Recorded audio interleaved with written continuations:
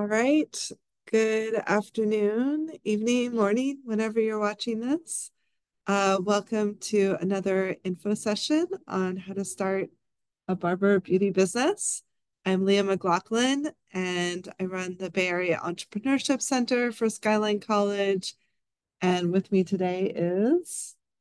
Hi everyone, my name is Caitlin Diaz. I am actually a Skyline Cosmetology Program alumni. I have been licensed for 2 years now, and I currently work at a salon in Belmont. Hi, I'm Alana. I am the owner of Beauty Co. here in San Bruno. I've been in the beauty industry for over 20 years, and I've literally done everything from working behind the chair to working on set. I own, I mean, not own, I have a salon in my shop, and I have two chairs. I also have an esthetician, and the front is a beauty supply.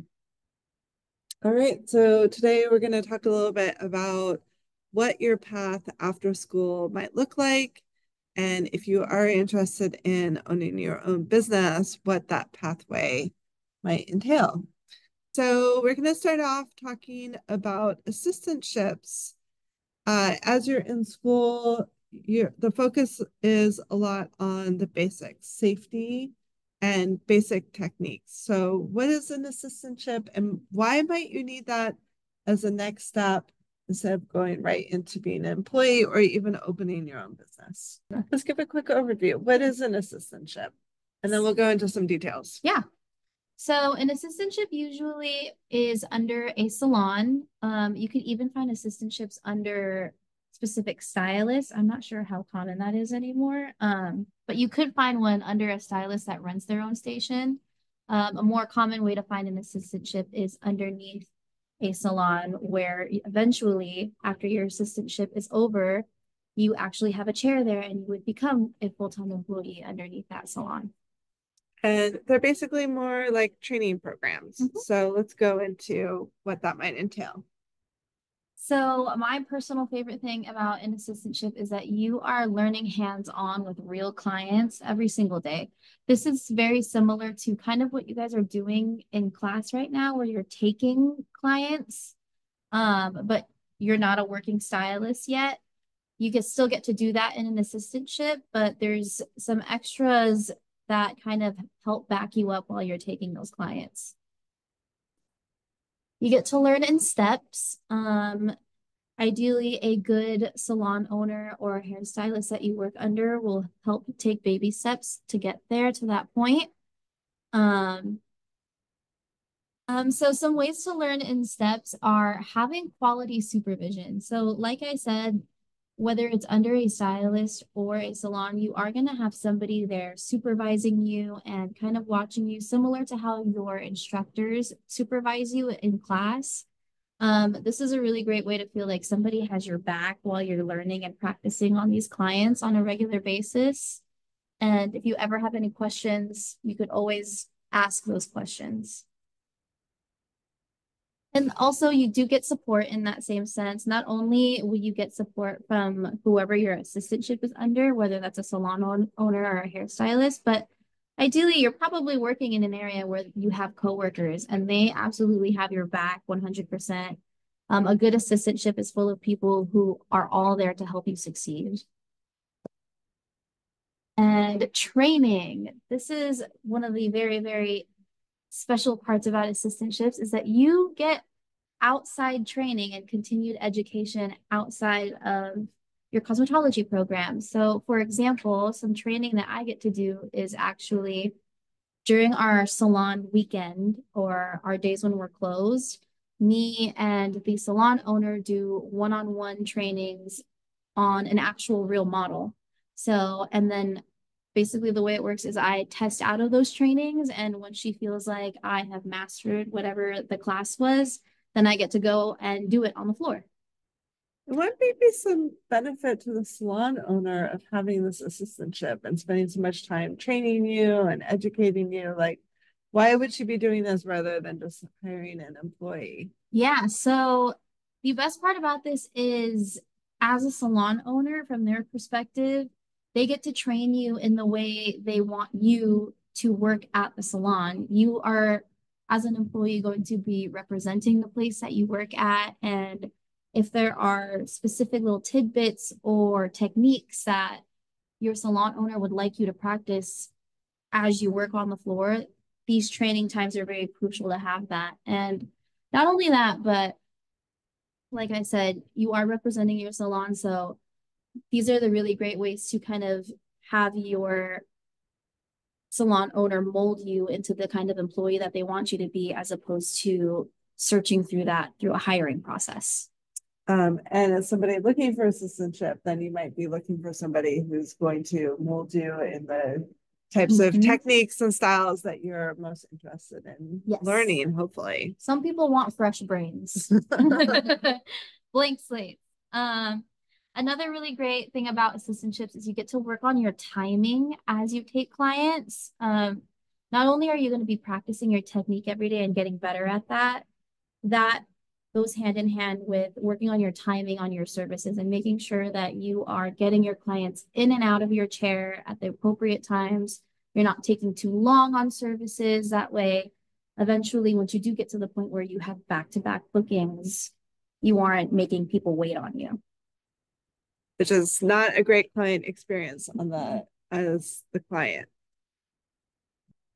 And then, like I said, if you're working on your technique and you're working on your timing, you also get to practice your operations. Whether or not you take walk-ins or during your trainings, you get to practice your haircuts, you get to practice your color technique, everything that all goes into practicing while you are an assistant. And then I think the best part about an assistantship is you get to grow your clientele while actually having money. A lot of places actually used to not pay for an assistantship, but I don't think that's very legal anymore. Yeah, no, that's not legal. Basically, you are sort of getting paid to be trained. Yes. So you went in today and got some training. And were you paid for your time? Yes, absolutely. Every one of those one-on-one trainings that I do clock in and clock out for those, which is really, really awesome, on top of me going to work when the salon is open and I'm regularly scheduled to be there. So again, assistantships really help you to get a more refined level of learning. You're getting that practice in the real setting, and you're getting paid at the same time. Yes. So, and from the salon or spa or barbershop owner's perspective, they're investing in having molding that ideal employee that they would like to have in the future. So it's an investment on their part. And let's go into what does that look like day to day. So let's paint the picture a little bit more. So what to expect as an assistant. So you have a set schedule, and what goes into that? You have some training days, as we just talked about, and some client days. So what does your week look like?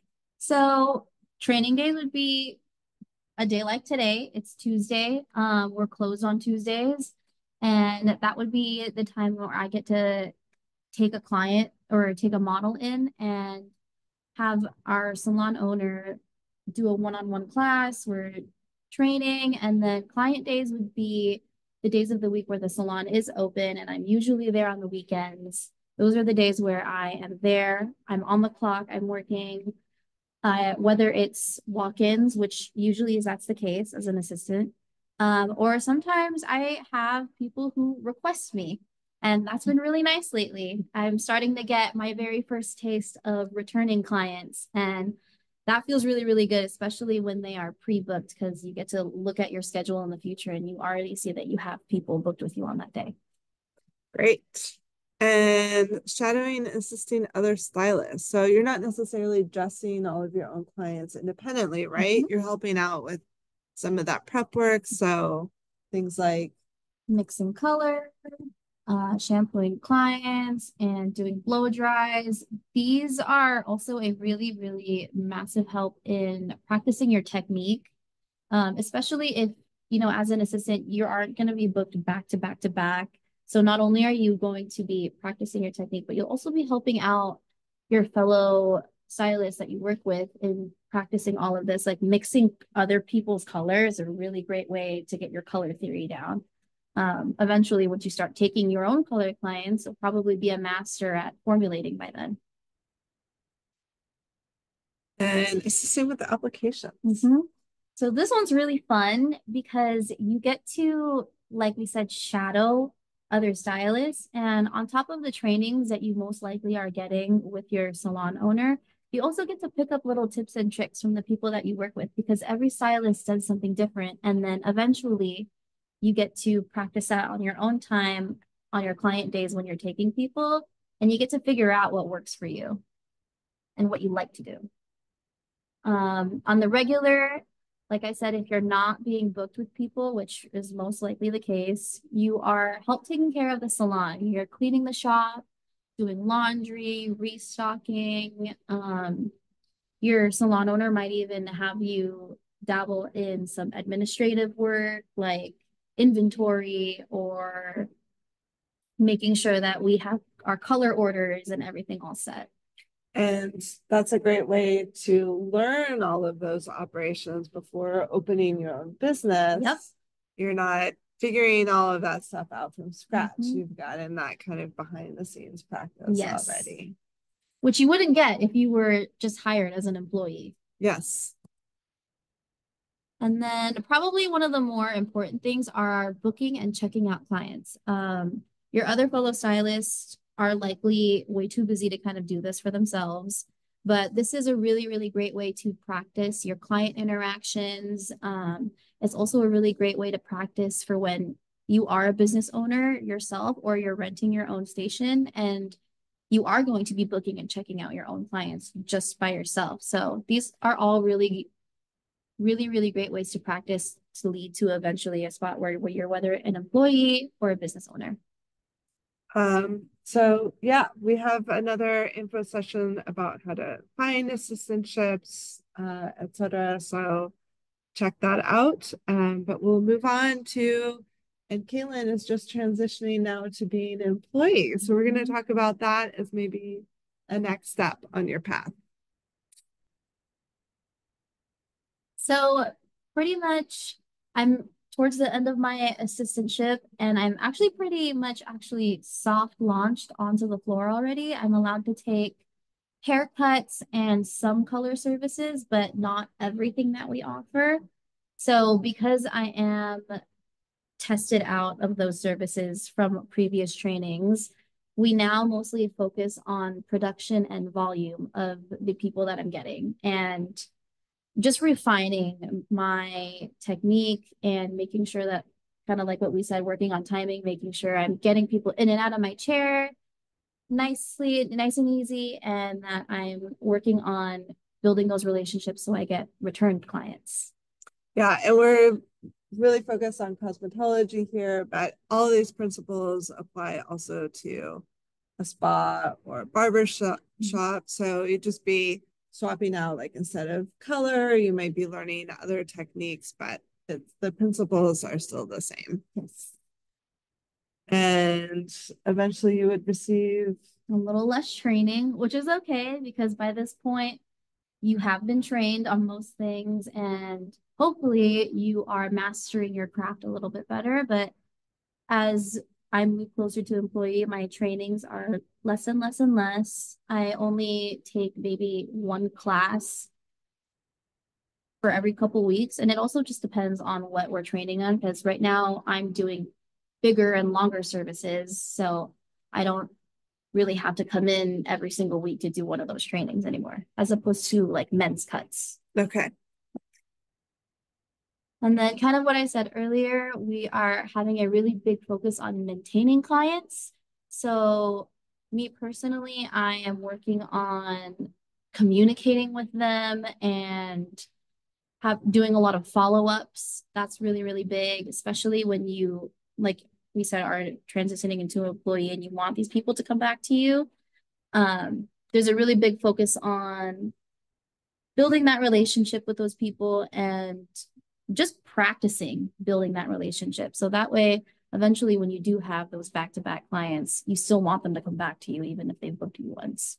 And again, these are all great skills to build while you are on being paid for your time. Yes. You're on a payroll and you're not make it or break it. Being your own business owner, if that client doesn't come back, then it's really going to impact you financially. So these are all great skills to practice while you're working for somebody else.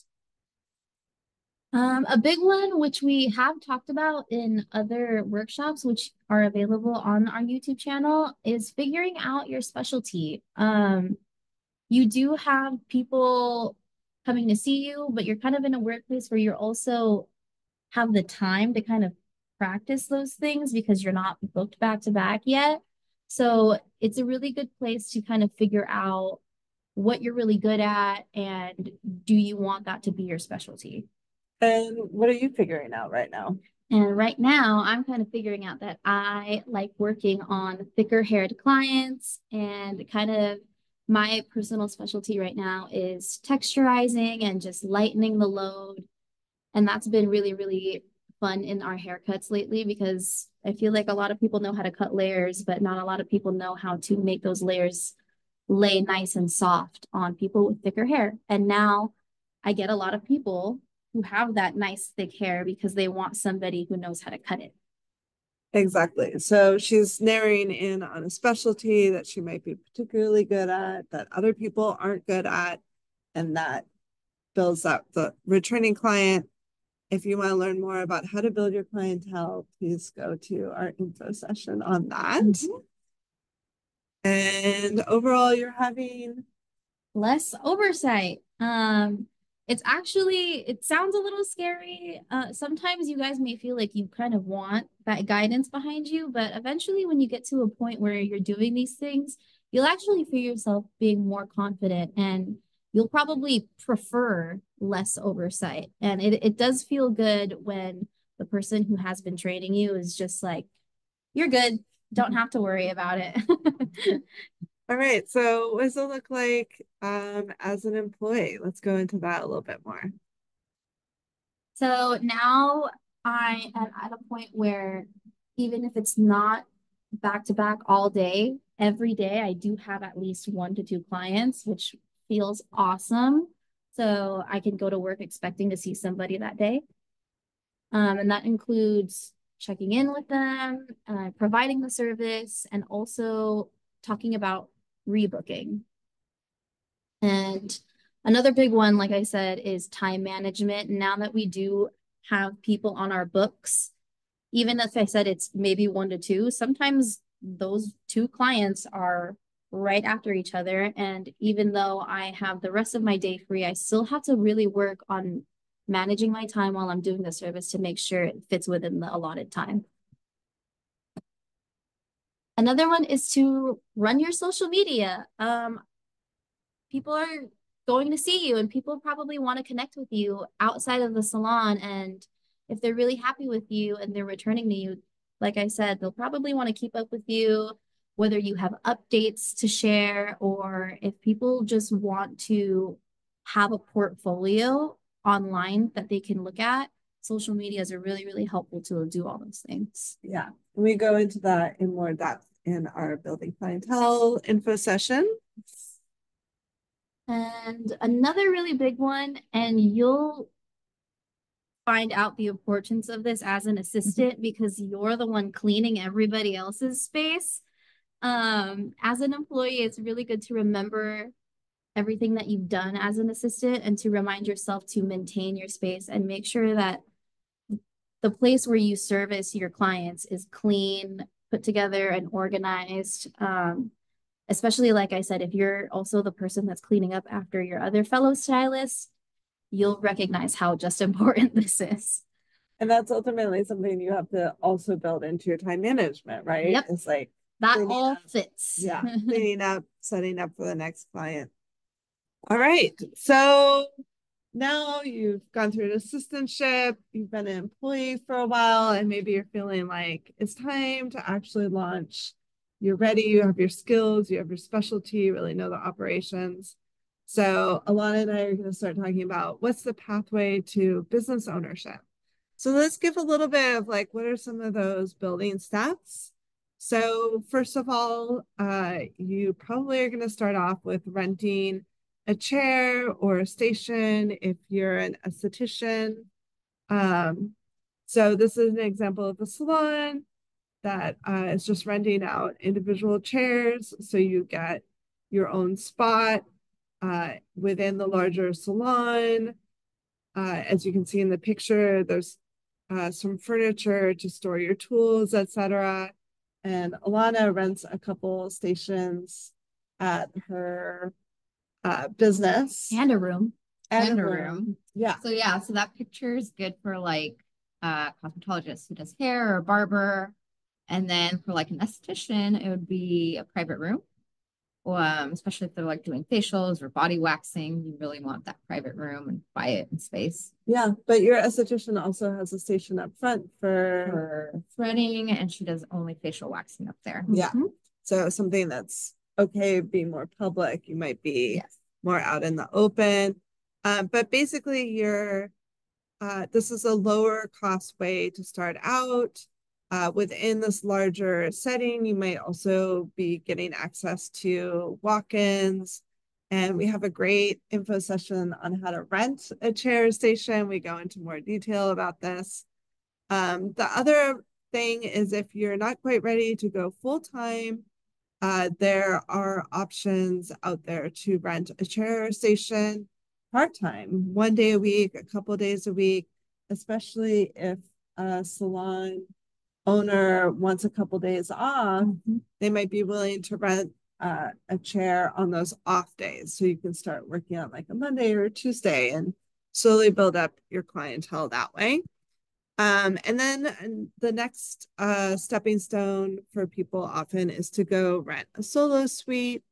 So this is kind of like a little pocket salon or spa just for one individual person. A lot of new construction developments are adding these in to their commercial spaces. So it's not a full spa, it's not a full salon, it's just one individual room.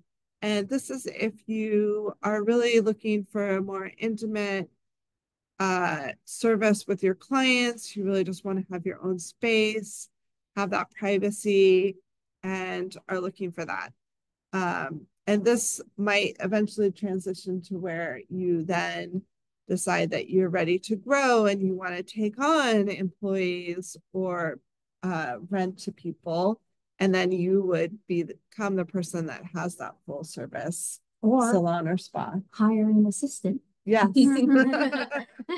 So, but these are good transitional steps. What I love about this industry is that there are these different levels that you can start off at, and you don't have to go full in with the full cost and risk of an entire salon or spa or barber shop. So let's talk a little bit about that transition to business owner. So at this point, you are completely independent.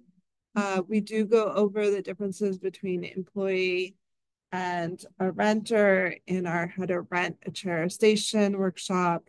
So please check that out. We go into a bit more detail there. You're working on building your brand. So even if you're within somebody else's larger space, you're independent. You're just renting a space from them, but you're working on building your individual reputation at this point.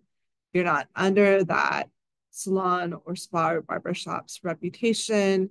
You're an individual.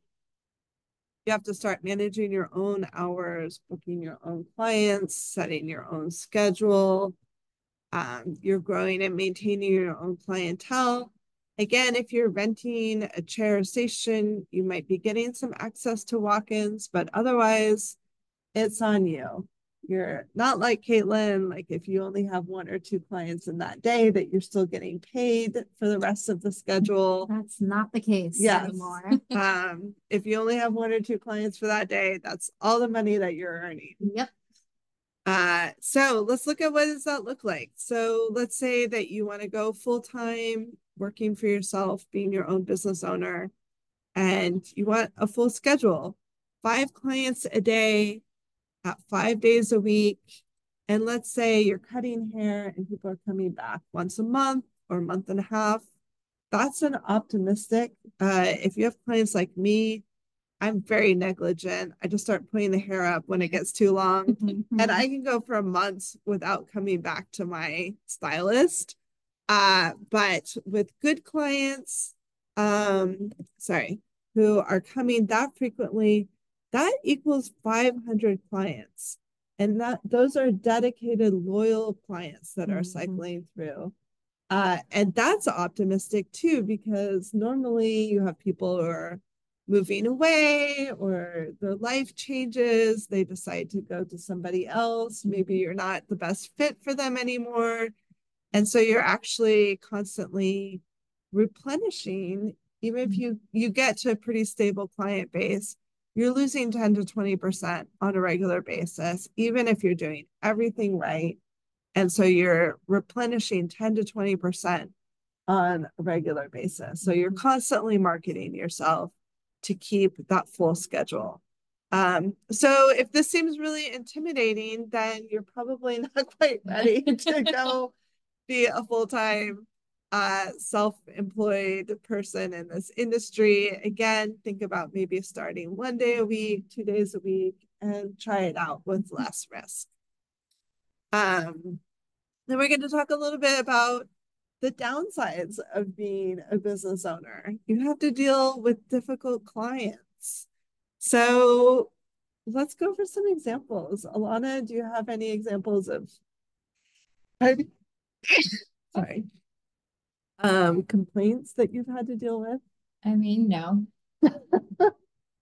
Nobody's perfect, and it's gonna happen, even if you think you're the best stylist or barber or whatever in the world.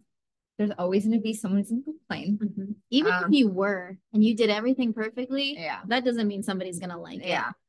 Like you might love it, but they will see something That doesn't mean they're gonna love it. And it happens. You just need to know how to deal with complaints. And in the end, make sure, even though the client is complaining, you still want them to leave happy. Yep. So, like, for example, it wasn't me because I don't take clients at my shop, but one of my stylists, she had a lady who came in, got her hair done, left saying she was really happy and she loved it. And then the next day sent her not text messages, but videos of her experience and how she's not happy. And so the way she dealt with it is, she apologized and she said, I'm sorry that, you didn't get the end result that you wanted. And maybe, we're just not a good fit, And she ended up refunding her too, just to, make her happy because, like, if you're not happy with the service I provided, it's not a good fit. So, here's your money back. Maybe find someone else that can service you better. And you have to be prepared for that. Yeah. You'll be refunding people. So even if you're like, okay, I've hit my sustainable amount of clients and there's some other issues. So probably she refunded so she doesn't get a bad review on like Google Maps or Yelp, which might impact her later on with future clients. And then in addition to refunding people, you also might have issues where payments don't go through, or you on your retail end have had to deal with some fraud. Yes. Actually, personally, when it's been my business that happened, but when I worked for the company that used to be there, yes, we've had where someone would claim fraud on well, actually, I'm sorry, I did have one, but it was my online store. But yes, I've dealt with fraud, and you literally have to make sure you have a paper trail, and it's a lot of going back and forth with not only the credit card company, but also with the banks. And you just have to make sure that when you're dealing with fraud, that you, like I said, keep a good paper trail. Yeah. And log everything. So basically there's a lot of extra management that goes into being a business owner so that you're going to deal with sort of these negative sides of things and being prepared for that. You need investment money. So we do have a startup costs info session and we go over how to kind of plan for that. But you're going to need to save up or get a loan in order to cover those costs. And then there's also just a bunch of back end, like financial management. So things like managing costs. What are some ways that you're managing costs, Alana? So I'm a very organized person in general, and I love making spreadsheets and like separating things in files. So the way I manage costs is I make a spreadsheet to kind of show me all my overhead costs because that never changes every month. And that will also show me what my spending is for that month.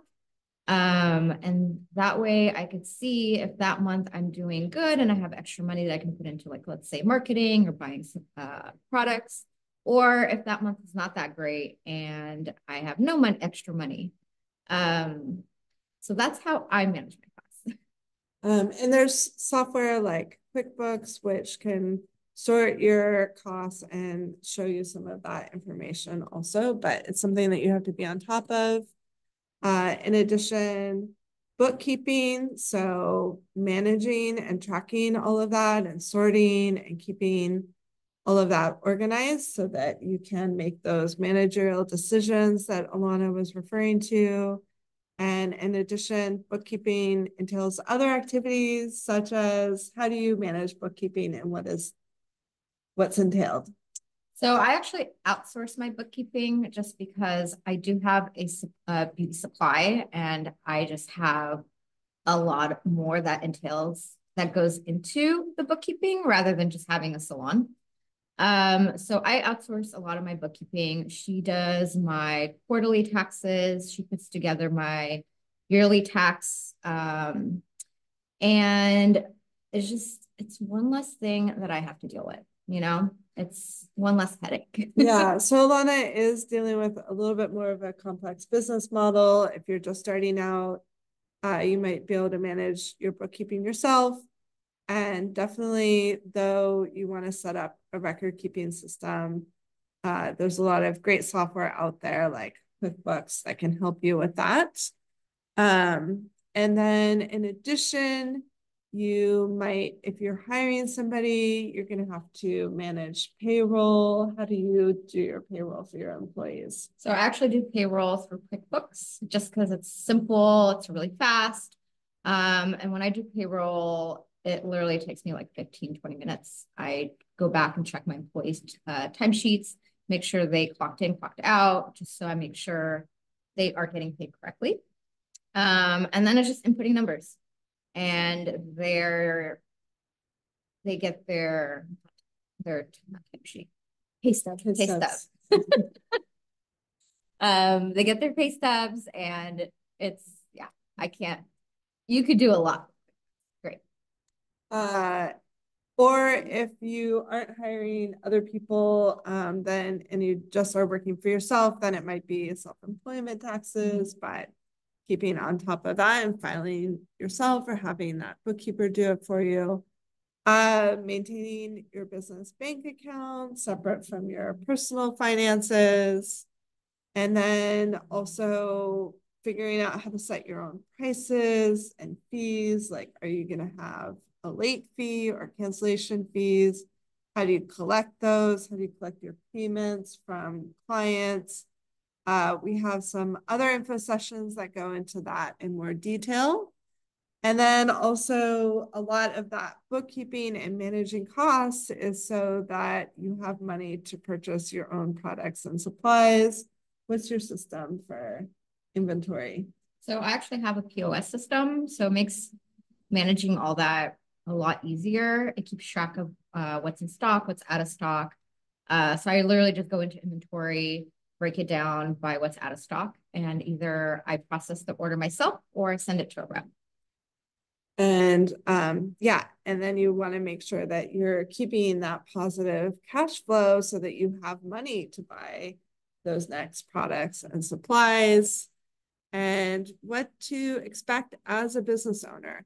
So your opening and closing, that depends on you, what schedule you set, but you're the one opening up the shop if you're in a solo suite, or if you're in somebody else's salon or spa, then you might be just going and setting up your own station for the day, closing it down at the end of the day.